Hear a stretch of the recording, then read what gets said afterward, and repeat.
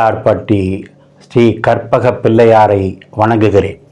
ஆதித்யாய சோமாய மங்களாய புதாயச குரு சுக்கிர சனி பெயர்ச்சே ராகுவே கேதுவே நமோ நமக.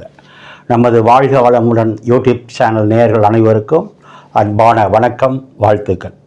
நாம் இப்போ இந்த சேனலில் இந்த வீடியோவில் என்ன பார்க்க போகிறோம் அப்படின்னா, டிசம்பர் மாத பலன்கள் பார்க்க போகிறோம். இந்த டிசம்பர் மாதத்தில் கிரகங்கள் எங்கே இருக்குன்னு முதல்ல பார்த்துருவோம். ரிஷப வீட்டில் குரு பகவான் தனது பயணத்தை நடத்திக்கிட்டு இருக்காரு. செவ்வாய் பகவான் கடக வீட்டில் தன்னுடைய பயணத்தை நடத்திக்கிட்டு இருக்காரு. ஆல்ரெடி எப்பவும் போல் கேது பகவான் கன்னி வீட்டில் தான் அவருடைய பயணத்தை நடத்திக்கிட்டு இருக்காரு. சூரியன் பார்த்தீங்கன்னா 16ஆம் தேதி விருச்சக வீட்டிலேருந்து தனுசு வீட்டுக்கு வந்துடுவார். சுக்கிரன் பார்த்தீங்கன்னா 4ஆம் தேதி தனுசு வீட்டிலேருந்து மகர வீட்டுக்கு வந்துடுவார். சனி பகவான் எப்பவும் போல் கும்ப வீட்டில் அவர் பயணத்தை நடத்தியிருக்காரு. ராகுவும் அப்படி தான் மீன வீட்டில் அவருடைய பயணத்தை நடத்திட்டு இருக்காங்க.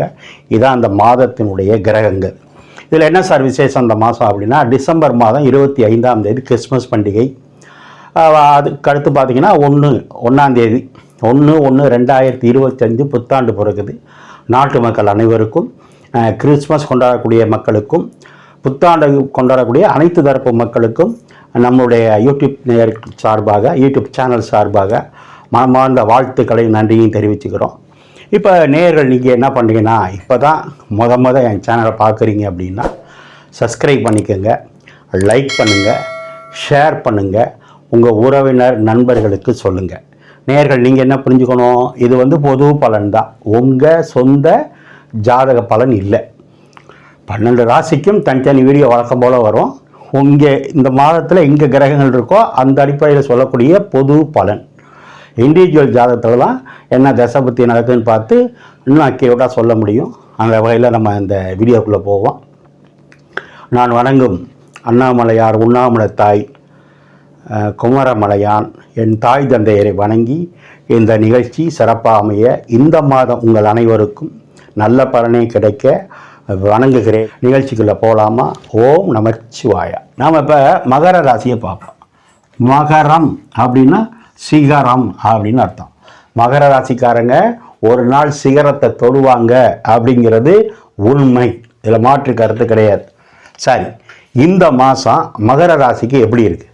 முதல் பாயிண்ட்டு, இந்த சூரியன் 12ஆம் இடத்துக்கு வந்தது நல்லது. ஏன்?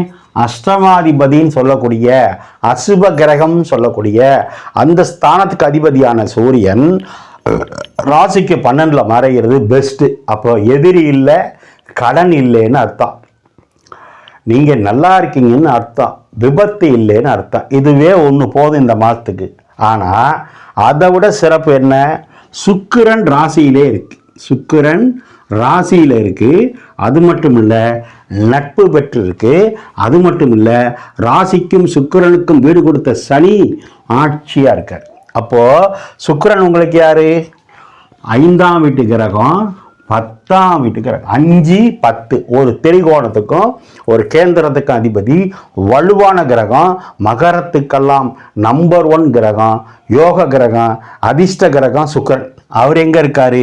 ராசியிலேருந்து 7ஆம் இடத்தை பார்க்குறார். ராசியில் இருந்தாலே, சுக்கிரன் ராசியில் இருந்தாலும் சரி, 7ஆம் இடத்துலேருந்து ராசியை பார்த்தாலும் சரி, அழகாக இருப்பீங்க. இந்த மாதம் சிறப்பாக இருப்பீங்க, சுகமாக இருப்பீங்க. சுக்கிரன்னா சுகம்தானே, சுகமாக இருப்பீங்க. யார் இருக்காங்க? சந்திரன். சந்திரன் உங்களுக்கு யார்? 7ஆம் வீட்டு அதிபதி. அப்போ கணவனும் மனைவியும் எப்படி இருக்கீங்க? அன்னோன்யமாக இருப்பீங்க, ஒத்துமையாக இருப்பீங்க, விட்டு கொடுத்து வாழ்ந்துருவீங்க. அப்போது 5னா அதிர்ஷ்டமா, 10னா தொழிலா? அப்போ இந்த மாதம் பணம் வருமா? வரும். அழகாக இருப்பீங்க. உங்கள் தாய் வழி உறவு சிறப்பாக இருக்கும். ஏன்னா சந்திரன்னா தாய். அப்போ செவ்வாய் பார்க்குது. செவ்வாய் எப்படி பார்க்குது? நீச்சமாக இருந்து பார்க்குது. 11 குடையவர் பாதகாதிபதின்னு சொல்கிறது. நீச்சமாக இருந்து செவ்வாய் பார்க்கும்போது உங்கள் தாய் வழி உறவில் ஒருத்தருக்கு அரசியல்லையோ, அரசாங்கத்திலேயோ, ஆன்மீகத்திலேயோ பொறுப்பு, பதவி, அரசியல், ஆன்மீகம் உண்டு. செவ்வாய்னா பூமி. செவ்வாய் பூமி ராசியை பார்க்குது, சுக்கிரனையும் சந்திரனையும் பார்க்குது. மனைவிக்கோ தாய்க்கோ அல்ல மனைவி வழியிலையோ தாயோட வழியிலையோ அரசியல் பதவி, அரசாங்க பதவி, சொத்து சுகம் உண்டு. எவ்வளோ யோகம் குட்டி கிடக்குது. 7.5 சனி வேற முடிய போகுது. அடுத்த மாதம் அடுத்த வருஷம் மார்ச்சோட முடிஞ்சிருச்சு. அது நான் ஏற்கனவே சொல்லியிருக்கேன், இந்த சனி பகவான் 2ஆம் இடத்துலேருந்து இங்கே போகிறதுக்குள்ள மகரத்துக்கெல்லாம் ஒரு கணிசமான தொகையை கொடுத்துட்டு தான் போவார். சார் இந்த சனி இங்கே நகரத்துக்குள்ள வேலையே இல்லைங்கிறது வேலை கிடைச்சிடும். கல்யாணமே ஆகலை, கல்யாணம் ஆகிருக்கும் இல்லைன்னா ஆகிடும். குழந்தை பாக்கியம் கண்டிப்பாக உண்டு. ஏன்னா குரு ராசியை பார்த்துக்கிட்டு இருக்காரு, மறந்துடக்கூடாது. குரு தான் தனகாரன், அவர் தான் புத்திரக்காரனும், அவர் தான். அது மட்டும் இல்லை, உங்களுக்கு 5ஆம் வீட்டு அதிபதியும் அவர் தான். 5ன்னா குழந்தைய கொடுக்கிற வீட்டுக்கு அதிபதி. சுக்கிரன் ராசியில் இருக்கு, அதை குரு பார்க்குது. குரு யார்? இப்போ தான் சொன்னேன், புத்திரக்காரன். 7ஆம் வீட்டு அதிபதி கணவனாக இருந்த மனைவி, மனைவியாக இருந்த கணவன், அந்த சந்திரனையும் குரு பார்க்குது. அப்போ இவ்வளோ யோகம் கொட்டி கிடக்குது. இந்த மாதமே 2வது குழந்தைக்கோ முதல் குழந்தையோ கரு உருவாக வாய்ப்பு இருக்கு. அஷ்டமாதிபதி மறைஞ்சாலும் அவர் குரு வீட்டில் இருக்கிறதுனால, அந்த குரு உங்களுக்கு 5ல் இருக்கிறதுனால யோகம் உண்டு. புதன் 11ல் இருக்கு, லாபஸ்தானத்தில் புதன் இருக்கும்போது அப்பானால் ஆதரவு உண்டு, மாமன் வழியிலையும் ஆதரவு உண்டு. 3ஆம் இடத்து ராகு தைரியம், கீர்த்தி, புகழ், அந்தஸ்து அத்தனையும் கொடுத்துக்கிட்டு இருக்கு. அப்போ பதவி உயர்வு உண்டு. யாராவது ப்ரொமோஷன் அரசியல்லையோ அரசாங்கத்திலேயோ உயர்கல்வியிலையோ பதவி உயர்வு எதிர்பார்த்தா இந்த மாதம் கிடைக்கும். ஏன்னா அவ்வளோ யோகம் கொட்டி கிடக்குது. செவ்வாய் ராசியை பார்க்கும்போது கணவன் மனைவி பேச்சுவார்த்தையில் விட்டு கொடுத்துடணும். ஏன்னா செவ்வாய் கோபமான கிரகம், வேகமான கிரகம். அழகாக இருப்பீங்க, தேஜஸாக இருப்பீங்க, பர்சனல் நல்லா இருக்குங்கிறதெல்லாம் ஒரு பக்கம். ஏன்னா சுக்கிரன்னா அழகு, செவ்வாய்னாலும் அழகு, முருகனுடைய அழகுக்கு சொல்லா வேணும். சந்திரன்னாலும் அழகு, மகர வீடு, நீங்கள் கருப்பாக இருந்தாலும் அழகாக இருப்பீங்க. இந்த மாதம் சிறப்பு. வாக்கில் சனி இருக்கும்போது பேச்சை நிதானமாக பேசணும். வெடுக்குன்னு பேசிடக்கூடாது, கோவம் வர்ற மாதிரி பேசிடக்கூடாது. மனைவி விட்டு கொடுக்கணும். ஏன்? சந்திரனை செவ்வாய் பார்க்குது. செவ்வாய் யார்?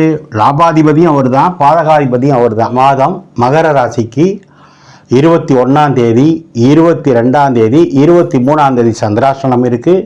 அந்த நாட்களில் கவனமாக இருங்க, எச்சரிக்கையாக இருங்க. 2 வீலர் காரில் போகிறவங்க, பணம் வரவு செலவில் இருக்குங்க, கவனம். மற்றபடி நீங்கள் இந்த மாதம் வழிபட வேண்டியது மகாலட்சுமி வழிபாடு, பெருமாள் வழிபாடை பண்ணுங்க. இந்த மாதத்தை சிறப்பாக கொண்டாடுங்க. ஓம் நமச்சிவாய.